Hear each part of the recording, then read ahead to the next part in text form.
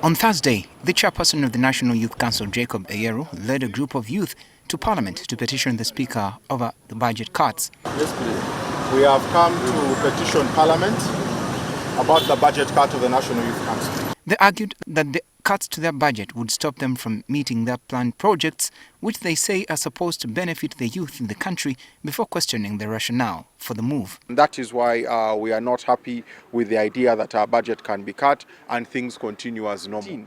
There is a letter we have where the President told Ministry of Finance, these people give them at least 5 billion. But we have been understanding, because the budget challenges have been known to everyone. COVID came in and so on. So when we went to 4 billion, we thought the logic now is we are only going higher because we have anyway been patient.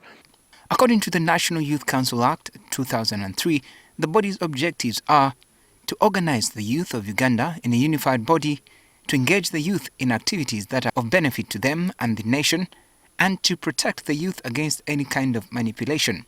Eyeru says through their work, they have not only influenced the reinstatement of the Youth Livelihood Funds program, which had been scrapped, but also ensured youth involvement in the Parish Development Model program. The chairperson of the Parish Youth Council sits on the Parish PDM committee. And if you look at that carefully, you will check back and notice that it was actually our advocacy as a National Youth Council that was able to bring in all special interest groups to be represented on the parish committee. They were not there in the initial plans of government. So that relevance of ensuring that special interests and special populations of the country are kept at the forefront of development programming is work that we have done as a National Youth Council. But Kira Municipality Member of Parliament Ibrahim Semujunganda says such structures are only being used by government for mobilization. Nowhere in Uganda where they have ever held a meeting of a village youth council. So is a parish, so is a sub-county, so is a municipality and the district level. At the secretariat level, the money that is given to youth council is for those who sit there to do Museveni campaign. However, this claim is dismissed by former council chairperson Lillian Abe. NRM has got structures on ground. What opposition should do is to go down and form structures and mobilize other youth who are pro their agenda to participate in youth leadership. That is the only thing they have to do.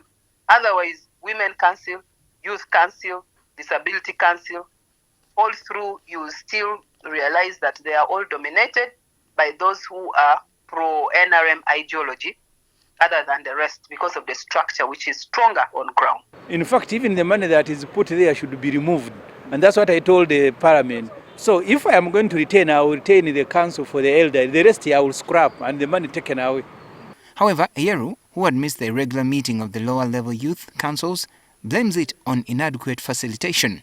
Even when you check UPE schools at the farthest parts of the country, you'll hear about teacher absenteeism, yet there is a head teacher and a reporting structure.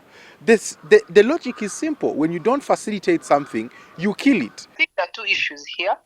One, the need for the goodwill from the mother ministry when these budgets are being brought to Parliament. And then the Speaker, the Budget Committee, and the leadership of the Parliament can give it a priority. But if it's not captured, then Parliament can't do much about it. And then also the leadership of the youth must justify what they want to use this money for, because these things also matter. It's not about just money for the National Youth Council. I can tell you, last time we called only 40 young people representative of the country. We will call 400 young people to come and have an emergency council meeting to discuss whether we should proceed normally or we should choose an abnormal path to get this message across. Benjamin Jumbe, NTV Weekend Edition.